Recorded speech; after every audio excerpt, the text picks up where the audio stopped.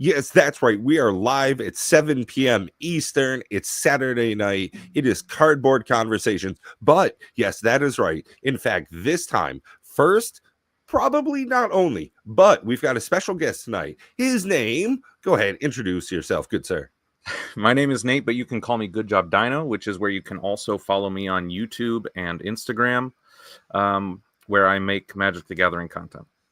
Yes, that is right. We are still a 3-person show tonight. We've got one of Matt's closest and most competitive friends, so we might well get into that later tonight. First of all, thank you, everybody, for joining, both live here in the studio and in the comment section. As always, it is wonderful to be able to spend a little bit of my time hanging out with like-minded folks, MTG fans as it was. I just want to say that Good Job Dino, we've actually mentioned him here before on this channel. It's been some time, but he's pulled off a feat that he's the only person I know that's done that, at least in a non-CEDH setting, and that was a turn 0 win. And maybe he'll share a little bit more with us about that. I'm sorry, I'm just gonna have to call you Nate. That's fine. I'm not used to calling you Dino, but it was over on the Jam league. Yeah, that was. I believe it was for the league championship. That they did they did a format where the final month was all CEDH pretty much. Well, the last couple of weeks were, at least. And it was funny because both Matt and I were running Protean Hulk decks. I started in Golgari, and then for the final week, I switched to Henzi as the commander, but really just to be in... just for the colors. Yeah, just to be in the Jund. And I think I had... It was funny because it wasn't... the turn 1 win wasn't in my hand immediately. It had to taking some work for it, huh? Yeah, I think maybe I had a gamble, and it kind of was helped by the cuts that I made, and then the draw, because they did a thing where you make 3 piles and then somebody else decides which pile goes on top. And so it was extremely fortunate. And there was a lot of practicing different lines in the week leading up to it, So you must have been incredibly familiar with your deck to be able to pull something off like that. Oh, yeah. So like I said, I started with Golgari, and all that adding red did was it really offered me the gamble, and the Simian Spirit Guide were mainly what I used red for, I believe. Nice little burst of speed. So yes. I actually use you and that game as an example of some of the things where I feel that WotC's going a little wrong with their direction. And just to fill you in, some of the things I complain about are them pushing sets in 2 ways. First, and it's the most obvious, they push it. I wouldn't even say first. I think we're going to have to throw in what's behind me with crossover IPs now as another way to push a set, which I think is less detrimental, even though it pisses off the people that love lore. But power creep, right? That a format like Commander, you can't undo the power creep. It's a eternal format. So anything that you add, any card that you add that speeds the game up in any fashion that can be added to Commander, that's opening Pandora's box. Well, I mean, to that effect, I was playing Witchclaw Talisman the other day in a game. I was just doing Commander raids by myself. Love it. Absolutely great way to play test a deck. And I was able to search my deck for 2 things. I couldn't think of anything more assistful than Sol Ring, one of the most broken and included cards in Magic the Gathering. Yeah, I mean they're pushing sets with power creep now, and people I think it's kind of like sitting in a pot of boiling water, where it's incremental. So it's not like we see it happening. It's kind of like me getting fat. It wasn't like, hey, I ate a big old pizza one day and got fat. It's something that accumulates over time. And it's like that with the Magic cards. And what I think we'll see, and to the point that I'm trying to make, Nate, is I think we'll see more turn 0 wins. I think we're going to start seeing the game speed up, Commander getting faster and faster, even if they power down standard sets for a period of time. You can't undo the power that you're putting out there without banning cards, or now the game changer. Is that what it's called in the brackets? Yeah, the game changer. Which I really detest, because that's what we need, is more separate lists to make it even more confusing for new players to try to wrap their heads around. Cool. They'll eventually say, well, game changers isn't granular enough between tier or bracket 2 and 3, so now we're going to have to add the game influencer list. It's not a game changer, but it influences the game. I think that's a great point of interjection for you as someone who plays at very high levels, probably more competitive than Bob and I are used to or want to really interact with. Do you think that this new era of Magic, not just the speed of sets of coming out, but the way that they're producing cards, not just with IP crossovers, but with power being a specific thing, seeing a new Mox come up recently, do you think that the really high power players in Magic are having a better No, you're time? right, the high players. I mean, hey, I don't know if I'm having no, I am, but it's a good question. So also really quick, just to clarify, because I wasn't sure if it got in there, it was a CEDH specific thing that I'm saying, but it wasn't a CEDH formal tournament, right? You weren't going out and correct, yeah, like a Star City Games or no, but everyone was. It was that's why I clarified with Jam, because they changed up, just so you all are aware. Jake and Joel are Matt against Jam, and they changed the flavor, or they were at the time. I don't even think they do Commander Leagues anymore. They don't do it anymore, unfortunately. They were changing like the flavor of it, which is what partly why Nate's on here tonight. We'll give more to that a little bit later. Got some exciting stuff coming up for the members only. That's right, because we're so good at pushing ourselves and reminding you, if you haven't hit that like or subscribe, please do that now. Also, consider becoming a member, because we're going to have a surprise a little later on in the show. But anyways, yes, you're correct. Thanks for bringing that up. It was a CDEDH brand or flavor of the Jam tournaments for that month. Yes, you're correct. Yes, and looks like the budget was $1,000 for that week. As to the question of whether, well, actually, I guess there was a lot to unpack there. Oh yeah, we're deep. Yeah, so it's. Do you think there's power creep, and is that power creep impacting CEDH as much as some non-CEDH players think it might? I don't know. I don't keep up with the CEDH thing a ton. I have a couple decks that I hold in reserve if I was ever to play it that I enjoy. But still, a lot of the times when a new commander comes out for CEDH, and occasionally a new card comes out for CEDH, you still see a lot of the classics just kind of rear their heads. So it's kind of like, oh, this came out, which is kind of just the new way to run a Thassa's Oracle combo. You don't see a lot of cards being introduced that then really change or whip up CEDH in any real kind of new ways, to my knowledge. Now do you? Well, I know it got banned, but they bring them out. Did it? For a quick second, right? Yeah, it's banned in Commander, but but there's it was sort of. Also, I'm sorry, go ahead. Yeah, I was just going to say that. So, if anybody was to ask me for advice about really learning to play Magic, part of what I've always thought my advice would be is to play CEDH, because it does so many important things, I think, to teach you about Magic, which is one, the strength and fun of interaction, and as in counter spells working the stack. Single target removal. It teach you about you learn a lot, you learn a lot about what actually is a threat and what isn't. One of the other things that I think it really does is it warms you up to proxies. I remember that my introduction to CEDH was I went onto their subreddit and I basically just asked, I was like, look, I've never played this. I look at it and I'm like, how the heck can anybody be into this? The price points are ridiculous.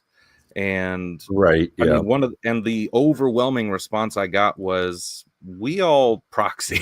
Like, Yeah. very Yeah. few people are, continually spending this money. And so and when you use really, one of the things I found is, so in acting, this is the metaphor I use from my own life.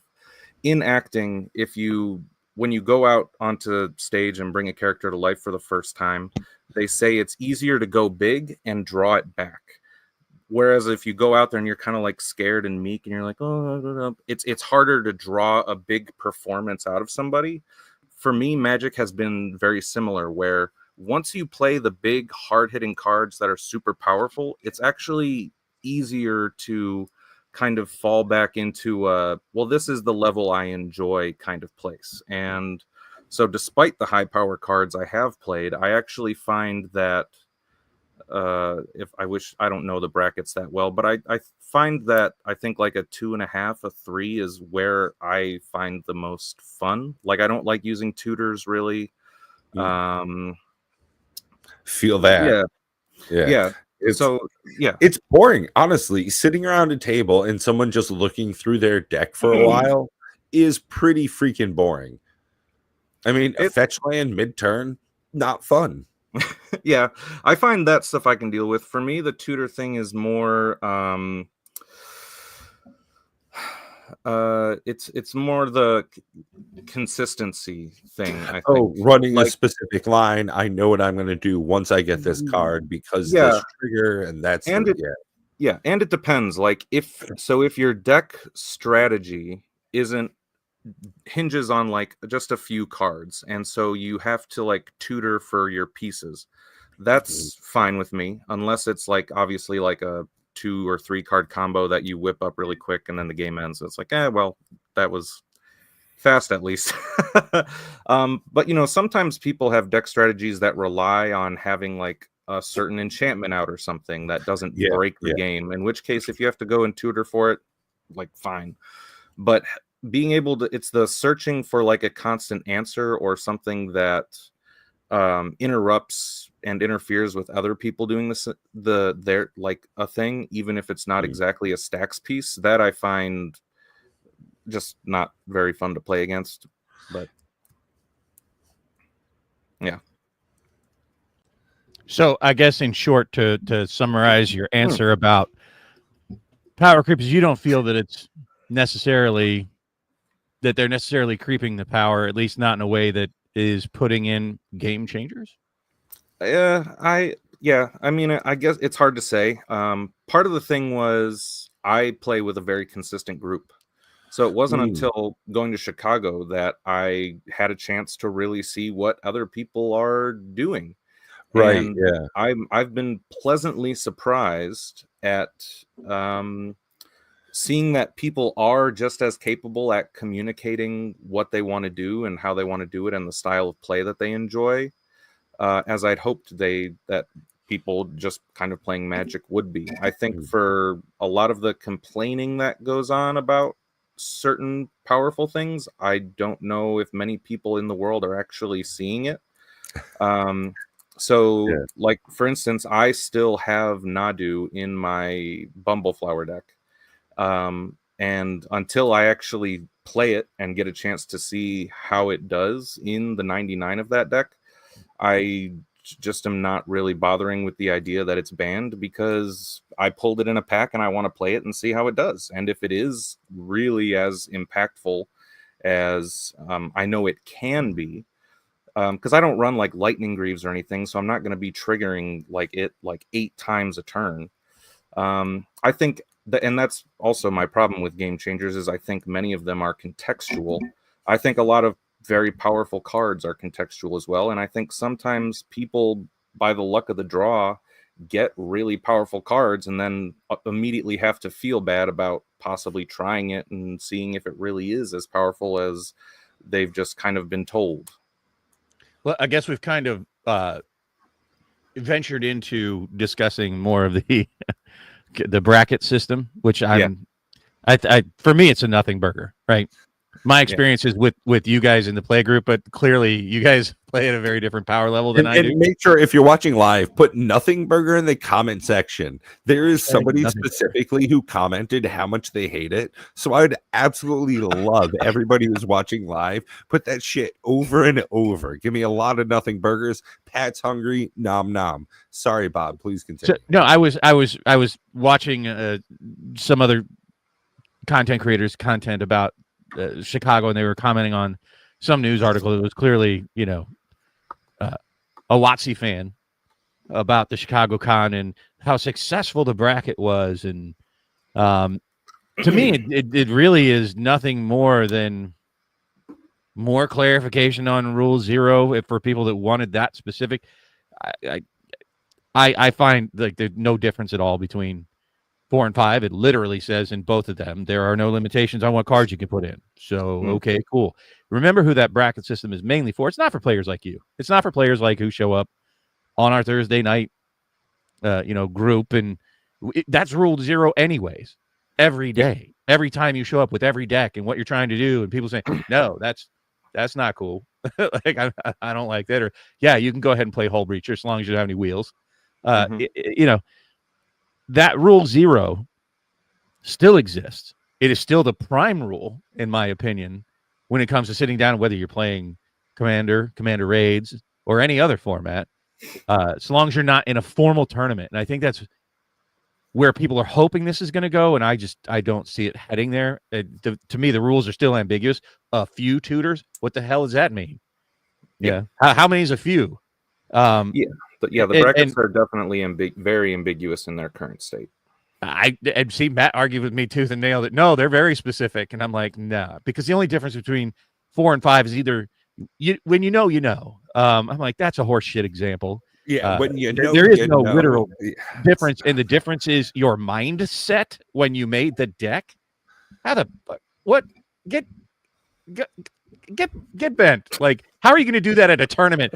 He didn't have the right mindset. That deck's not legal, and it's like, bro. Well, one of the things that I have been, again, I play the same people every week. I know what kind of power levels I'm going up against and everything, and what I'm comfortable with. One of the things I wonder is, like, out in the wild, if like 3 2s sit at a table and that's what they enjoy, and then like a guy who enjoys a 4 sits down and they announce all of their levels, like what happens then? Yeah, you tell them to get the fuck out. Do they vote off the 4, or does the 4 just sit there? Hopefully, when you show up with multiple decks, first of all. Yeah. And if you're showing up at a public place without multiple power level decks, that's unfortunate. Reconsider. But yeah, I think that I would definitely mirror that thought. Along with that, I think there is again that pregame discussion where, hey, I've got this deck, and by turn 4, turn 5, I am normally about to win, or maybe even before that. Here's the difference, because that's like the conversation. If you want to be the arch enemy, and everybody knows that can be its own game. When it's a 3 versus 1, I've personally participated in a game like that versus an Eldrazi deck, and it was definitely 3 versus 1. Everybody knew that, and it was a great arch enemy type experience.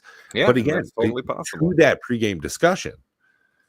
But here's the thing, and like what Nate said is he has a consistent group that he plays with, and he knows what his power levels are there. And like the conversation that we had with Matt.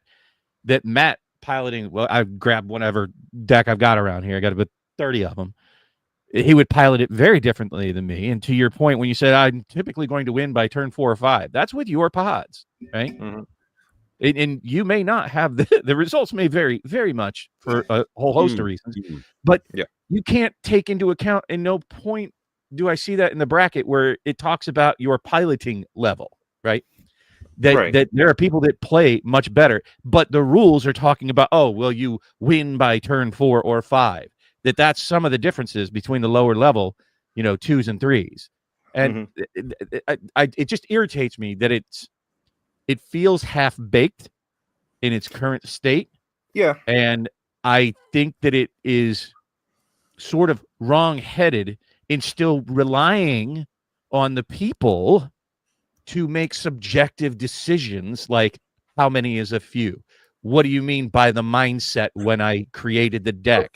What do you mean the turn level? Because I pilot much better amongst the scrubs I play with versus when I show up here and suddenly my deck's actually like a 1 rather than a 3.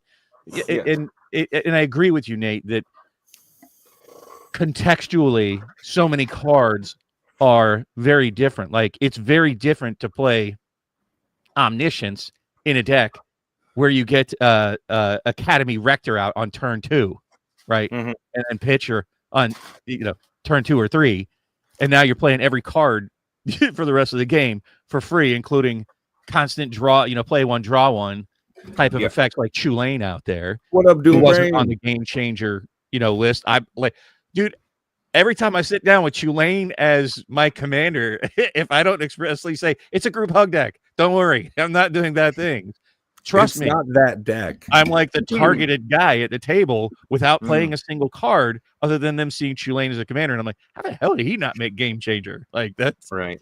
And that's a contextual thing, because you can certainly break him just about as badly as Nadu. And I would almost put the commander that I'm actually going to play, by the way, spoiler alert, Nate is going to crack a box here, but we'll wait till a little later to tell you what he's going to crack. He is going to be our 4th person for the Commander Raids boxing event.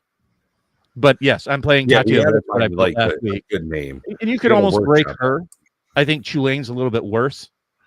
But yeah, I don't know. I feel pretty happy about my pull. I got Nasika, so I got a 5-color deck. So it was literally just everything I could use out of the entire box. So Nate, honestly, I want to see some good show. I agree with you. Context matters.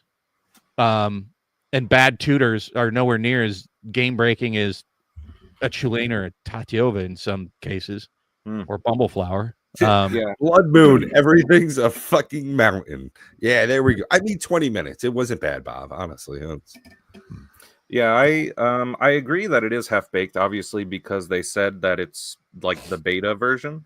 But early in that bracket. Yeah, in that regard, I wish they just kind of wouldn't have come out with it. Agreed. Like, yeah. So I think that I don't think they're going to be able to escape the subjectivity thing. I agree. I think that's always going to exist, and I think that that's fine. I actually think that that's better. Sorry, stuff is falling apart. Okay. I just don't know how it helps any more than Rule 0. Yeah, I don't really think it does either. I get who it's for, and it seems harmless. At the same time, personally, I completely reject the bracket system, and I will no matter how good it gets. And my fundamental reason for that is that the power levels, for as janky as they were a very bottom-up thing. They were 0 through 10. Yes, they were a bottom-up thing. The community did it. The community had fun with it. And I think Hasbro, trying to do a top-down approach, I think that takes the spirit of fun out of the format.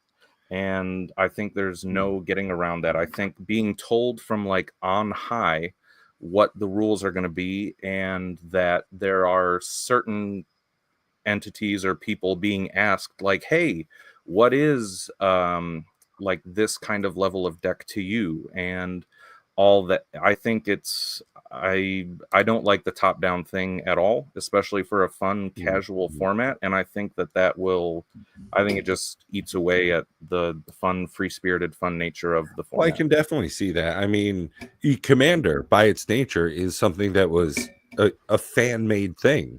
I mean, we got to talk to Gavin Duggan here on the channel. Thank you again, Gavin, for hanging out and chatting with us. And it was definitely just a thing of passion made by people who absolutely loved the game. And same thing with the Commander ranking system that came out much later by itself. It was just an organic leveling system, as it were, that everybody always said was a 7. To your point, as janky as it was, it had its place. And I think it was one of the things that was the progenitor for the turn 0 discussion. Hey, let's talk about our decks, what I want out of the game, which was not something I think that Hasbro or Wizards of the Coast specifically said this is how players should interact with each other. This is a beneficial thing, a practice you can do that will help everybody have a better time together.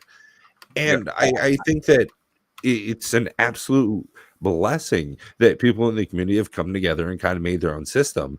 And numerically, 5 versus 10, I think what we had was probably twice as good. Well, I like the 1 through 10 system better for a very simple reason. Obviously, not for going out and playing public games and pub stomping. That's never going to stop. No matter what bracket ranking system you make, that's never going to change because there's subjectivity that I don't think they can get beyond. I think that they try with that Elder Dragon. No, the Canadian Highlander with the point system. But even at that, you can any system that you come up with the complexity of Magic with 30,000 plus cards in their arsenal, people are going to just intentionally try to break it. But with the 1 through 10, what I find useful for that is not so much you ranking your own decks, but more like in a pod where Nate is, right? Where you show up and you say, well, I think this is a 7. And then you sit down and play, and everybody else goes, no, that deck was more of a 5. And then you can start numerically ranking your own decks, right? And then when you show up, hey, what are we playing tonight? We playing a 9, we playing a 5, we playing a 3, what are we playing? And then everybody has a series of decks that they can have constructed, and they get a better idea of what the group subjectively believes is a power level, and you get a better feeling for it. And you have a way to say, okay, here's my power, my power 7 decks. Here's my power 5 decks. Here's my power 9 decks, right? And then when you can show up on a Thursday and quickly sit down and play relatively close level power without having to, hem and haw and describe your deck in great detail. But I think it has a better place than the bracket systems. The bracket looks way different without a beard, right? And with glasses. Way younger. By the way, I wanted to point out that when we had that marathon of a drafted Commander game, when Pat came to town, Nate was the winner out of that table. By the way, just so y'all are aware. Golgari. But I wanted to get like a fake beard, but I didn't have the idea in time. No, you're good. Just you're good. And shit out. Comes out safety orange. I'm very grateful for you to be here tonight. By the way, Nate, thank you very much for showing up. That's huge. Yeah, I'm happy to join. It's gonna be a good time. Yeah, I can't wait to see what you pull and what you build. So remember, folks, we got about 15 minutes left here, right? We're going to do the 7:45 thing. I got a little confused last week. Sure. Right, 7:45 is when we're going to begin the member stream. Nate, you want to tell us what your I'm curious, and that was a very curious pick, by the way. And I'd like to know what was available to you and why you picked the set that you picked to be drafting for our Commander Raids boxing deck. I do not remember what else was available to me. I remember Matt listing things, and the one I picked, Murders at Karlov Manor, immediately stuck out to me. I happened to be taking like another couple-month break from Magic when Karlov Manor came out, so I saw pretty much nothing from it. There are a couple commanders in it that I'm interested in brewing just for my own satisfaction. Like you're going for a Vein Ripper deck here? Or what? Oh, no. There's the Simic chick that puts stuff face down, the new Vanifer. And I think there was one or two more that I liked. Now, that's always one of the things you got to be careful of, though, Nate. As you're going into the box, even though you want something, it might not be in there. Yeah, I mean, no shit. Bob, I don't know if I've seen him sweat that much since Oh, the God. summer at a convention looking for a commander. Tatyova is an uncommon, right? In Yeah. And it and, really and, was. and I got one. It was Right, I got like quite 3 of uncommon. one of the Correct. rares, like Arcady Sabbath, but I got one Tatyova. I was like, oh my god, I better. That's the whole reason I wanted to. And that's also Yeah, one of the drafted. interesting aspects of this. Depending on what they have for lands in the box, you might actually be able to do 6 evolving wilds if Oh that yeah, works out. as far as constructing the deck for this, I have no expectations or preconceptions. I'm really going to just wait and see what I get and then build off that. Do you often rip full boxes? Is unsealing a Wizards of the Coast product something you often get into? It's something I'm getting into more recently. Like I not long ago opened my very first collector's box, and then Is it just more funds or more fun? a lot of it's all funds. It is all Yeah. funds. It is all trying to make sure it is really in the budget. Oh, I feel that it's becoming more and more expensive ever so. Hey, Time Capsule, you have yourself a great night. Be well. Yeah, to that effect, something I brought up in the last couple of weeks here, that quietly, I guess, or sort of without much fanfare, the new standard MSRP for collector boxes is $300.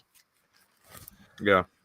That seems rather rapid of an increase from. Well, that just means I'm going to get a $200 great deal after all the market crashes, right, Bob? I mean, give me a week after release and everything's going to be like, wow, this is 30% off the MSRP. This is incredible. Unlike other games that have a minimum advertised price, Flesh and Blood, aka, you're actually not able to sell it under a certain price.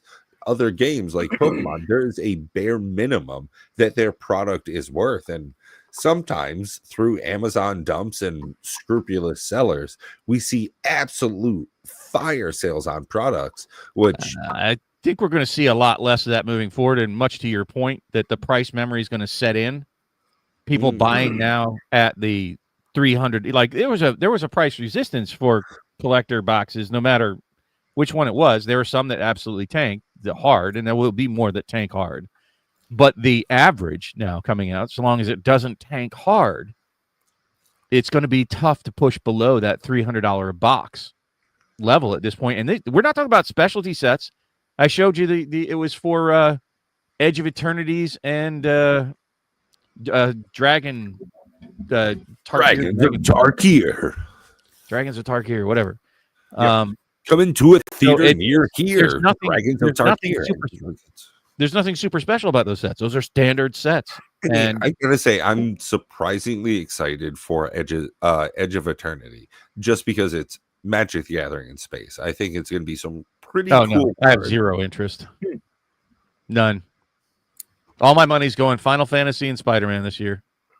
Pure and simple. I can't get Final Fantasy. That's the issue. Is of all the money I had set aside, I cannot spend. I linked you $149 a play box. I'm telling you, I think that's going to be a good deal. I could get play boxes all day and night, and I think that I will be able to again, still fully in a year for about the same prices, if not lower. It's all of the collectors products that I think are going to be again collectible. That's kind of a good thing, other than the what's a bad thing is that it's a scalper market, right? Like we've talked about this ad nauseum, that clearly WotC needs to do more to try to somehow preclude scalpers from gobbling up all the product before it's even out. Every damn thing is as soon as it's available. I mean, it's not even available. Well, they're not even out for print yet. Literally, they don't even have distribution numbers. Yeah, I'd be surprised if that was going to be a priority of theirs, because right now Hasbro is making all of their money on adult toys, which in this case means Dungeons and Dragons and Magic the Gathering. Oh wow, I was Okay, going I in a definitely totally needed different direction with what you clarification. were Thank you saying. very much for the way you speak. I was like, I This haven't is a heard that family yet. channel. Hey man, Hey. I'm a bachelor who wears button-ups in his free time. You know, like adult toys mean something different to my crowd. Shake Weights by Watsy. Yeah.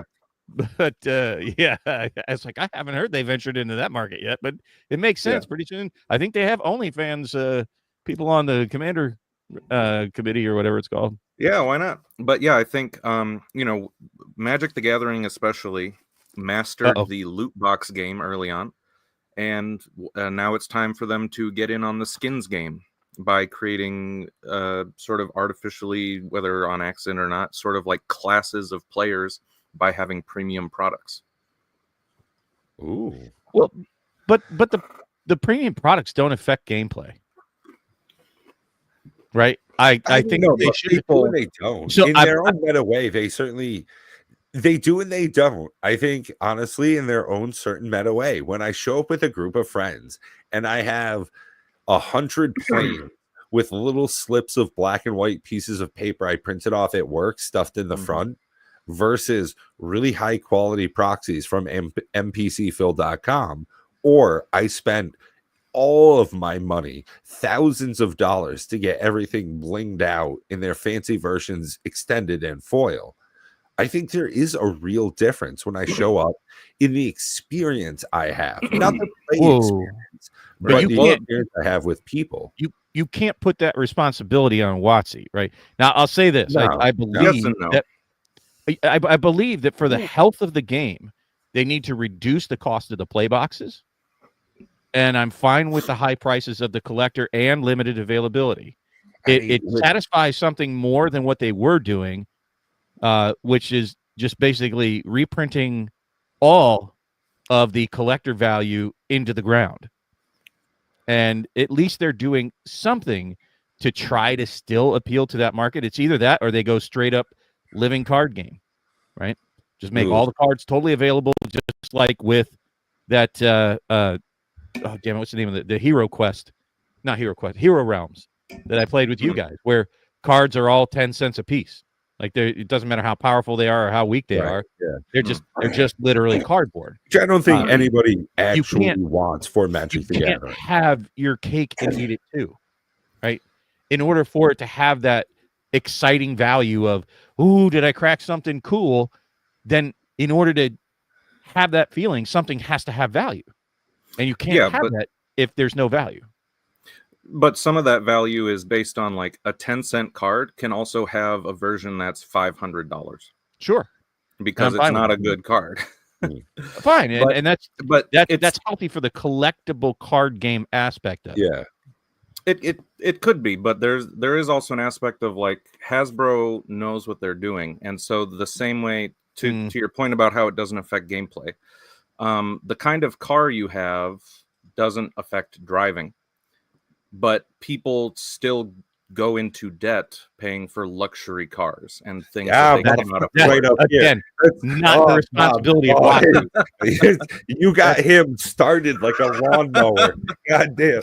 It may not be their responsibility, but they know they're being predatory. So? They know that is that so when more people start proxying and they want to complain about it, I'm also not going to feel bad. I don't hear Watsy complaining about proxies. The only people that complain about proxies are other players that are too poor to afford the real cards, or have the real cards and are too rich to feel like it's even the people that have them. It's like they sold their sister on the corner to get it, and those people. I had to sacrifice my soul to get this card. Okay, cool.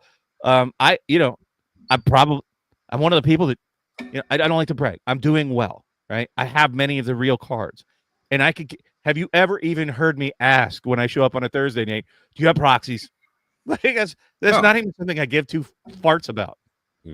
But that's up to people, and you're not going to change human behavior, right? And it's not up to Watsy to be kindergarten cops and make sure that people are spending their money appropriately. If they make a desirable product, great, they make a desirable product, but when they print it to the ground, when they make it useless as a collectible, then they destroy the health of the game and the excitement of it and the buzz and the generation of interest by doing so. It is bad I think stewardship it's of the going to be a product. long time before they've destroyed the value of Magic as a collectible. And if anything, they're doing better I at disagree. kind They of were doing it driving. rapidly, They're and finding that's new why ways. Cynthia exited stage left. I think she got out because she had another opportunity to do No, less. no, she was definitely I mean, again, get out speculation. or get cut out. You know, third person opinion, right? Mine as well. But speaking of third person opinions, let's get back to the excitement of the night. What else are you looking for? What commander specifically are you wanting to pluck out of Karlov Manor? You said there were a couple. I'm kind of curious about that. That is a really good question. You can share. Do you know how to share on StreamYard here? There's a Sure, present button down at the bottom. I believe you. I'm looking at the. Oh, right. This is the one that has Ansrag the Quake Mole. All right. Those are words. I have definitely never heard of that card, but that's okay. That's one of the biggest difficulties, like when people are in Magic the Gathering, it's like there are 30,000 cards. Like, man, I'm not going to remember all this shit. Come on. Okay, so Ansrag is this guy. He's the mole. He's the mole god. I didn't know he was a god. Whenever he becomes blocked, untap each creature you control. After this combat, there's an additional combat. And for 7, nice. He must be blocked each combat this turn if able. That's a fun one. That is good. Unfortunately, the only thing that would block that card in this format is something that has Death Touch. Probably. No, that's Kylox is cool. There was a period at the end of that, unfortunately, Nate. Yeah, that wasn't maybe that was a definite. Yeah.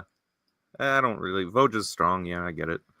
Kylox is really cool though. When he attacks, you can sacrifice any number of other creatures, then exile the top X of your library, where X is their total power. You may cast any number of instant or sorceries from among them without paying their mana costs. Nice. Yeah, that's a sweet one. But instants and sorceries and coming up with a useful bunch of that within a box. Ooh. Yeah. Oh, that's that flyer, dude. I like him. The one that lets you create an investigate token, and he's a 3/4 vigilant flyer up. Oh, yeah, that sounds the white guy. No, he's a Simic. That white guy. Well, that's a half a white guy, Bob. I mean, you know. Wow. It's white and black. So it's the first half, too. Yeah, he's not bad. But yeah, so there are some that I'd be excited about making, but I'm really open to whatever. So you really get that's the thing is you're going to have to work. Yeah. How does that work when you have that story time guy for a commander? Kellen? I think it's always +2 per. Like, but is it like +2? So is it like the very first time you cast him to get the investigate token? He's I don't know 2. Is that what he costs? Yeah, and then it's considered cast, but you're not casting him from the command zone, right? So you would cast him again from exile. Yeah, is that how that works? Yep. And then if you cast him the second time, it's +2 for each part of that, or is it always just +2 for the first part of it, and then you casting him from exile because it's not the command zone anymore? There's no commander tax, huh? I think that's how that works. Yeah. Whoa! So that's not that makes it pretty cheap to cast. Kind of janky. Yeah. Like that's it's funny. Not too long ago, last summer, we got to interview one of the people that's actually on the Commander Rules Committee now, and he's been making a lot of videos on just how the rules of Magic work. And every time I watch one of them, they're like 30 minutes long, and I just don't know if I learn more or less. And it's some of the most base things. Like now, recently, there was a way that how damage is assigned during combat. That's been drastically changed, but it's rarely impactful. There's a lot of things just like about the stack. There's a lot about Magic that's very in-depth rule systems. Have you heard about Layer 7? Well, you know what? If they want to hear about Layer 7, they're going to have to sign up for 99 cents and become a member of the channel, because we'll be discussing that live. We are a little bit over time here. So I am waiting on bated breath to hear about layer 7 because I don't know what the hell that is. So I'm going to find out in the member only stream. So please join us in the member stream, folks. Watch Nate lose Matt's money by opening wrappers and find out what the hell layer 7 is. And thank you all very much for showing up and giving us your time tonight. And we'll see you. Oh, do you have a link before we go? Is that the link? Yes, the link? Did we do the thing? We did did it before the we thing. actually closed down I the did stream. the freaking Holy thing. schmuckles. All right. Well, thanks again for those that aren't going to join us on the member stream, to Nate for giving us some wonderful insights. Hopefully you'll show up some more and you don't mind us saying stupid shit about Magic. Yeah, no, I love it. I say stupid shit about Magic every day. All right.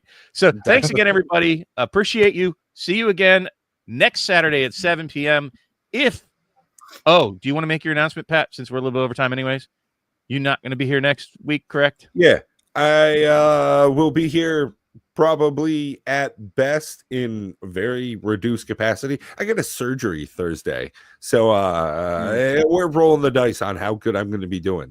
So I might or might not be here, probably on the not side. We'll figure it out as we go. No dancing. We're just going to close the stream out. No, I want to dance. Nate, this is the part